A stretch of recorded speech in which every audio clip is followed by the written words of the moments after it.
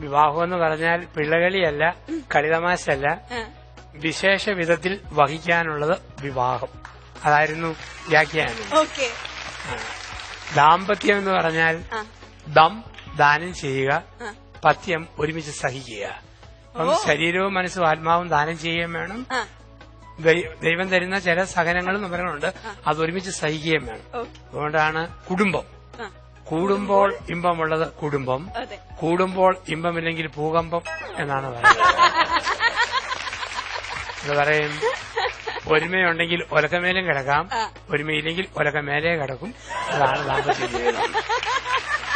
ഇതായിരുന്നു അവിടെ നിന്ന് ആവിഷ്കരിച്ചതും പങ്കുവച്ചതുമായ ചിന്തകള്.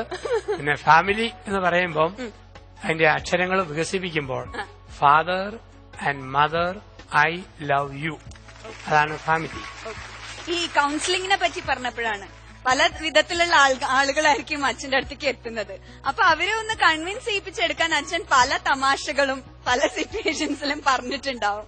അത് എങ്ങനെയാണ് അത് അപ്ലൈ ചെയ്യണേ അച്ഛൻ? അവരോട് പറയും, ദമ്പതിമാരോടൊക്കെ പറയും, ഭാര്യാഭർത്തൃ ബന്ധമെന്ന് പറഞ്ഞാൽ ഭർത്താവ് ശിരസാണ്, ഭാര്യ പെടലിയാണ്. പക്ഷേ ഒരിക്കൽ കല്യാണം കഴിഞ്ഞു കഴിഞ്ഞാൽ പിന്നെ പെടലി അങ്ങനെ തിരിയുവോ, അങ്ങനെ തലയ്ക്ക് പോകാനായിട്ട് പറ്റത്തുള്ളൂ. അതാണ് സാധാരണ പറയാറുള്ള കാര്യം. അതായത് ഭാര്യ എങ്ങോട്ട് തിരിയും അതിനനുസരിച്ച് ഭർത്താവ്. അപ്പം എന്തെല്ലാം പറഞ്ഞെന്ന് പറഞ്ഞാലും അവസാന വാക്ക് അവളുടെ കാണുന്നത്. ഭർത്താവ് പറഞ്ഞിങ്ങനെ, വീട്ടിലെ എന്ത് കാര്യവും എന്റെ ഭാര്യ തീരുമാനിക്കും. ഏത് വണ്ടി വേണം, പാല് വേണം, വെള്ളം വേണം, വീടിന്റെ ഷേപ്പ് വേണം എന്നൊക്കെ. പക്ഷെ എന്നാലും വെച്ചാ അവസാന വാക്ക് എന്റേതാണ്. എന്നാ പറഞ്ഞു ചോദിച്ചു, അവളെന്ത് പറഞ്ഞാലും അവസാനം ഞാൻ പറയും അങ്ങനെ തന്നെ ആകട്ടെ.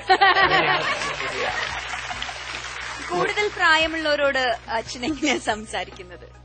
വാർദ്ധക്യത്തിലുള്ളവർ അതെ, അവരോട് പറയും, നമ്മുടെ ജീവിതത്തിന്റെ മനുഷ്യന് പല പല കാലങ്ങളുണ്ട്.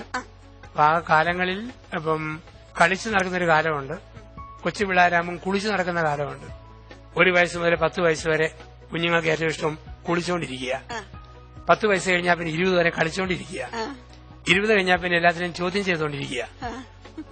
30കളൊക്കെ ആകുമ്പോഴത്തേക്ക് ഞാൻ പറയും, എല്ലാരും കേട്ടാ മതി ആ ചിന്ത.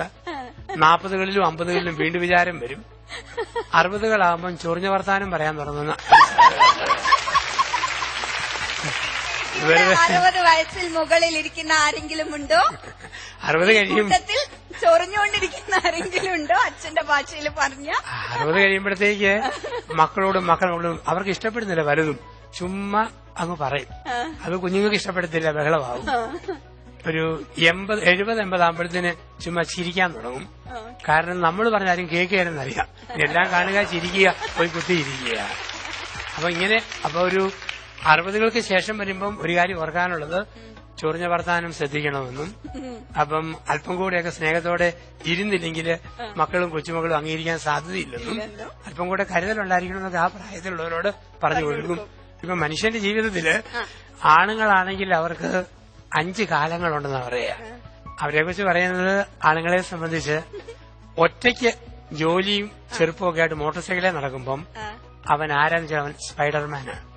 സ്പൈഡർമാന്റെ കാലഘട്ടമാണ്. ഇവിടെ കുറെ സ്പൈഡർമാൻസ് ഉണ്ട്. ഒരു പെണ്ണിനെ പ്രേമിച്ചു തുടങ്ങിയാൽ പിന്നെ അവന് സൂപ്പർമാനാണ്. കാരണം അവർക്ക് അവിടെ താല്പര്യവും ഇഷ്ടങ്ങളൊക്കെ തരുന്നു. സൂപ്പർമാനാണ്. ഒരിക്കൽ അവളുമായിട്ട് കല്യാണത്തിന് എഗ്രിമെന്റ് ആയി കഴിഞ്ഞാൽ പിന്നെ അവൻ ജെന്റിൽമാനാണ്. നല്ല ഇംപ്രഷൻ കിട്ടുന്നുണ്ട്. പക്ഷെ ഒരിക്കൽ കല്യാണം കഴിച്ചാൽ പിന്നെ അവൻ വാച്ച്മാനാണ്. അവനെ നോക്കിക്കൊണ്ടിരിക്കണം. 2 മക്കളായ പിന്നെ പിള്ളേരുടെ പുറകെ ഓടുന്ന ഡോബർമാനായിട്ട്. അപ്പൊ ഇതിങ്ങനെ മാറിക്കൊണ്ടിരിക്കും. എല്ലാ കാലവും സ്പൈഡർമാനാകാൻ പറ്റിയല്ല മോനെ, നിനക്കും ഉണ്ട് ഒരു ഡോബർമാന്റെ കാലം. അത് ഓർത്തോണം.